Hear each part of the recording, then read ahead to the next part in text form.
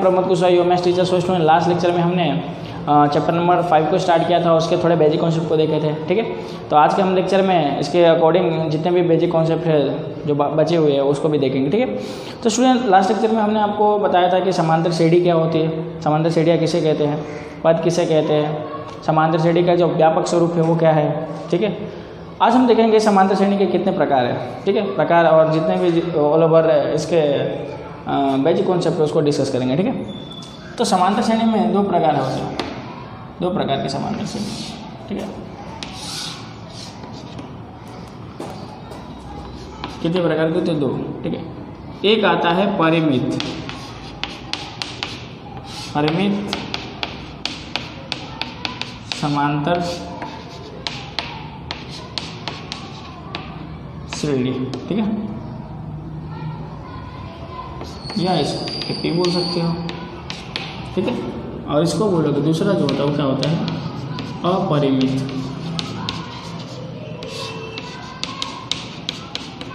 समांतर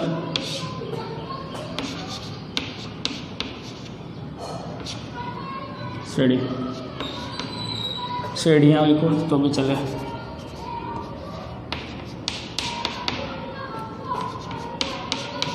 ठीक है, ओके। तो परिमित समांतर श्रेणियाँ और अपरिमित समांतर श्रेणियाँ क्या होती है? ठीक है, तो इसकी परिभाषा होती है कि जिस समांतर श्रेणी में पदों की संख्या क्या होती है? निश्चित होती है। आप इसकी परिभाषा क्या लिख सकते हो? जिस समांतर श्रेणी में समांतर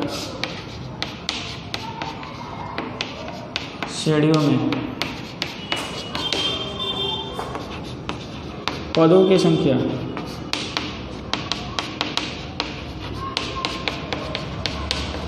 निश्चित होती है,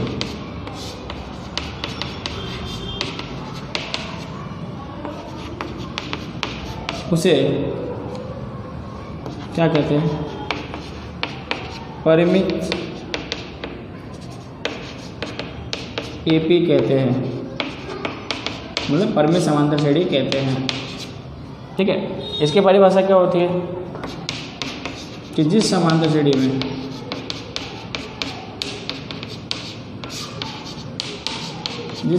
श्रेणियों में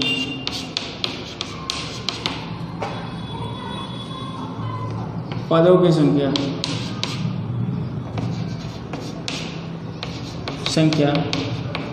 क्या हो? निश्चित ना हो,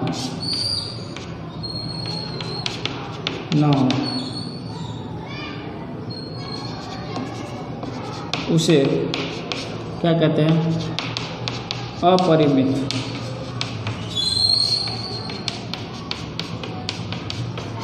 समांतर श्रेणी कहते हैं।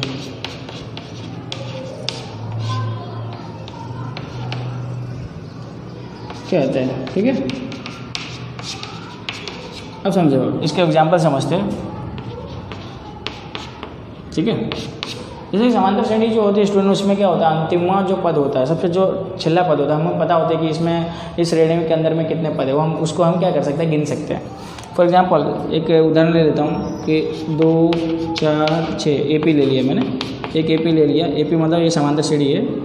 4 6 8 10 12 और यहाँ पर मैंने ले लिया है कहाँ तक? 200 तक। ये दूसरा एग्जांपल ले लेता हूँ 5 10 15 20 हज़ार तक। तो स्टूडेंट यहाँ पर हो क्या रहा है? यहाँ पर ये जो श्रेणी स्टार्ट कहाँ से हो रही है? 2 से स्टार्ट हो रही है और कहाँ जाके ख़त्म हो जा रही है? 200 पे। तो इसके बीच कितने पद है वो हम क्या कर सकते हैं? ज्ञात कर सकते हैं। ठीक है, मतलब कि इसका अंतिमवा पद हमें क्या है? ज्ञात है। तो इस प्रकार के जो श्रेणी को बोलते हैं स्टूडेंट, क्या बोलते हैं? परिमित एपी, मतलब परिमित समांतर श्रेणियाँ कहते हैं। ठीक है, अब बात आती है अपरिमित समांतर श्रेणियाँ के एक और एग्जांपल, जैसे कि यहाँ पर 5 10 15 20 है। तो ये तो हमें पता है कि समांतर श्रेणी है, बट इनके बीच का जो अंतर है, सॉरी इनके मतलब ये जो श्रेणी है उसका जो अंतिम पद है वो क्या है? 1000 है।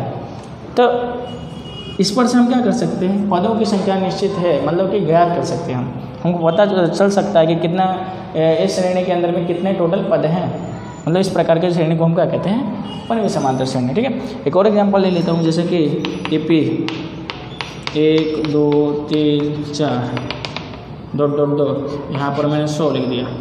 ठीक है, तो यहाँ पर जो मतलब कि यहाँ पर भी हमको मालूम है कि ये जो समांतर श्रेणी है इसके अंदर में कितने पद हैं, 100 पद हैं। ठीक है, तो ये पदों की संख्या इसमें निश्चित होती है और इसमें क्या होती है, निश्चित नहीं होती। इसके भी उदाहरण देख लेते हैं। ठीक है, जैसे कि इसी का एक एग्जांपल ले रहा हूँ, जैसे कि AP ले लिया मैंने, क्या लिया 2 4 6 8 10। अब हमको ये तो नहीं पता कि स्टार्ट कहाँ से हो रही है, 2 से हो रही है, लेकिन अंतिम पद इसका पता है कि कहाँ तक है। असंख्य पदों की संख्या क्या होती है, असंख्य, पता नहीं कि कितने पद है इस श्रेणी में, अंतिम पद भी हमें नहीं पता। तो इस प्रकार के जो श्रेणी होते हैं उसको बोलते हैं अपरिमित समांतर श्रेणी, मतलब अपरिमित AP बोलते हैं। ठीक है, फॉर एग्जाम्पल दूसरा भी एक एग्जाम्पल ले लेता हूँ, एक AP इसी का एग्जाम्पल है, जैसे 5 10 15 लिख लूँ, 5 10 15 20, इसमें अंतिम पद नहीं पता हमको। इसमें भी क्या है कि पदों की संख्या निश्चित नहीं है, फिक्स नहीं है।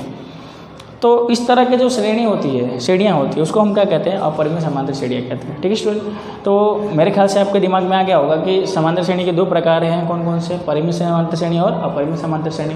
ठीक है, सो स्टूडेंट थोड़ा एग्जांपल देख लेते हैं, जैसे कि हमने थ्योरी पे डिस्कस किया, तो थोड़ा एग्जांपल से सॉल्व करते हैं सवाल को। जैसे कि दिया है सवाल क्या है कि निम्नलिखित सूचियाँ AP है या नहीं है, ये बताइए। ठीक है, तो कोई भी सूची AP है कि नहीं ये बताने के लिए हमें क्या ज्ञात करना पड़ेगा, सार्वंतर। क्या ज्ञात करना पड़ेगा उसमें, सार्वंतर।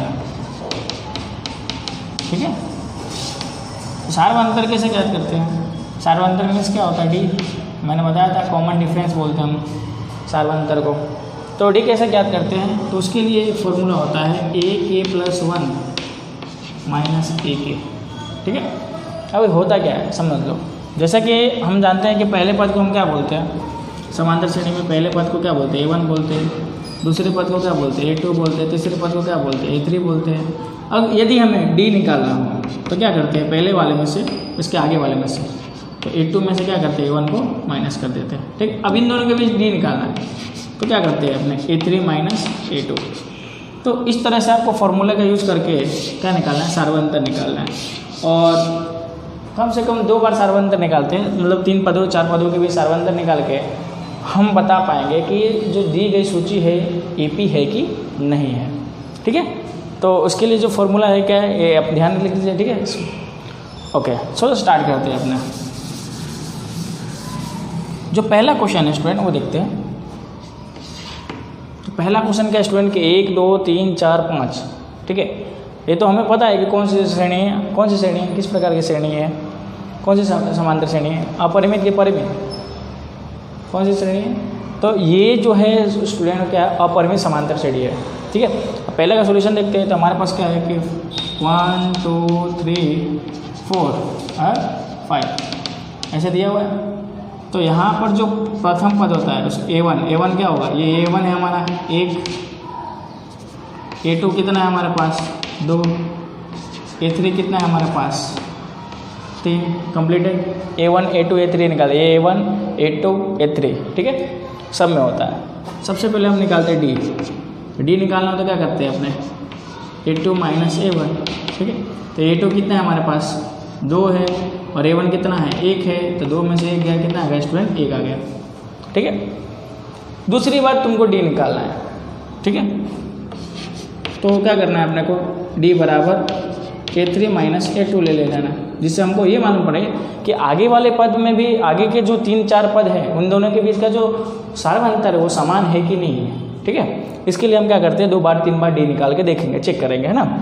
तो यहाँ पर A3 कितना है हमारे पास 3 है और A2 कितना है हमारे पास, A2 की जगह 2 है, तो 3 में से 2 गए तो भी कितना आ गया 1। अब आगे भी निकाल सकते हो D। एक और बात, तो क्या लिखोगे, A4 - A3, ये हमारा A4 है और इसमें से A3 को घटा देंगे, इसमें से इसको घटा देंगे, तो 4 में से क्या कर देंगे, 3 को माइनस करेंगे, कितना आ जाएगा 1 आ जाएगा। तो यहाँ पर आप स्टूडेंट देखते हो सबका जो सार्वंतर आ रहा है कितना आ रहा है, 1 आ रहा है।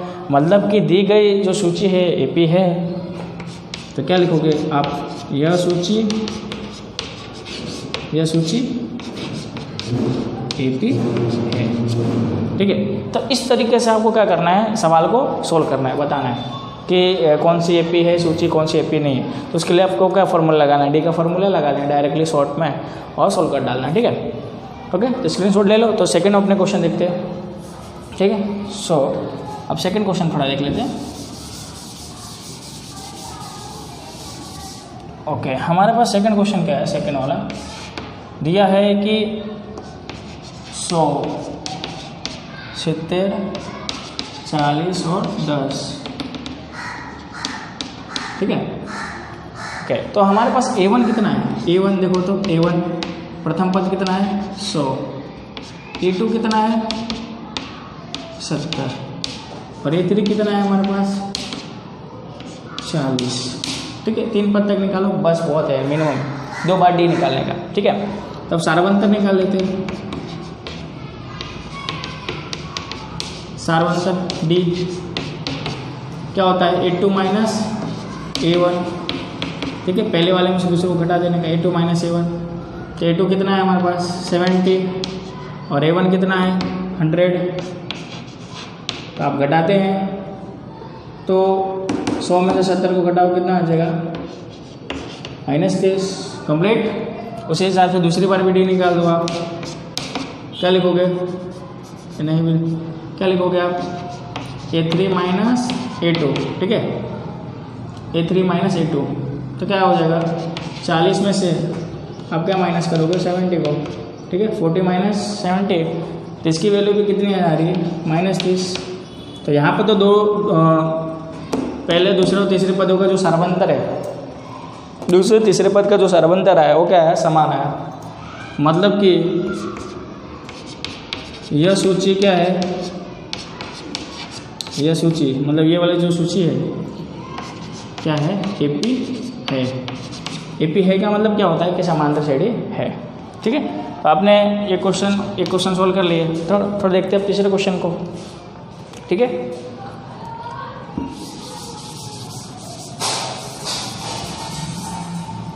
चलिए अब तीसरा क्वेश्चन पे आ जाइए। क्या है हमारे पास तीसरा क्वेश्चन, 3। ठीक है, तो यहाँ पर प्रथम पद भी कितना है 3, दूसरा पद भी कितना है 3 और तीसरा पद भी कितना है A3 भी कितना है 3। निकालो सारवंतर D। क्या होता है फॉर्मूला, A2 माइनस A1। सारवंतर लिखो तो भी ठीक, नहीं लिखो तो भी ठीक। ठीक है, तो यहाँ पर A2 माइनस A1, A2 कितना है हमारे पास 3 और A1 कितना है, वो भी 3 है, तो कितना आ रहा है 0 आ रहा है।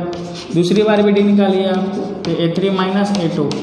ठीक है, A3 भी हमारे पास कितना है 3 और A2 भी कितना है 3। तो यहाँ पर दोनों का जो सारवंतर है, दूसरे और तीसरे पद का जो सारवंतर है और प्रथम और दूसरे पद का भी सारवंतर है, दोनों क्या है सेम है। मतलब यह सूची AP है। ठीक है, तो इस तरह से आप क्या कर सकते हो, ज्ञात कर सकते हो स्टूडेंट। ओके, अब देख लेते ये क्वेश्चन है, तो ये भी देखेंगे आप। तो यहाँ भी इन दोनों के बीच का कितने का अंतर है देखिए तो आप, तो 105 है, 120 है, 135 है। तो इन दोनों के बीच का अंतर अगर आप निकालते हो, इन दोनों के बीच का अंतर, तो इन दोनों के बीच का अंतर कितने का है 15 का है। ठीक है, और फिर से अगर आप 120 और 135 के बीच का अंतर निकालते हो तो कितने का है 15 का है। तो ये भी क्या है, AP है। अब बात आती है 5वें क्वेश्चन की। ठीक है, अब बात करते हैं थोड़ा 5वें क्वेश्चन की।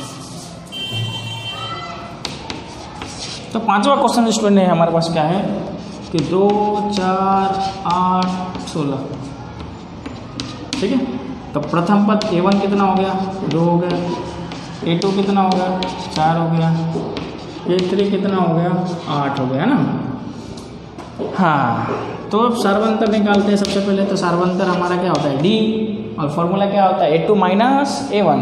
ठीक है, A2 माइनस A1। ठीक है, और A2 माइनस A1 मतलब यही वाला है सारवंतर का। आपको फॉर्मूला लिखा है ना K+1 माइनस के, यही वाला फॉर्मूला है। समझने में फेर है भैया आपके। देखिए यहाँ पर अगर आप K की जगह 1 रखते हो तो यहाँ क्या हो जाएगा, K की जगह 1 रखते हो 1 + 1 2 हो जाएगा और यहाँ क्या हो जाएगा 1 हो जाएगा। ठीक है, तो वही वाला फॉर्मूला है। मतलब जो पहले वाला होता है पद क्या होता है, आगे वाले पद में से पीछे वाले पद को क्या कर देना है, घटा देना होता है। ठीक है, इसमें से इसको क्या करते हैं ना, घटा देना होता है, वही सार्वंतर हो जाती है हमारे।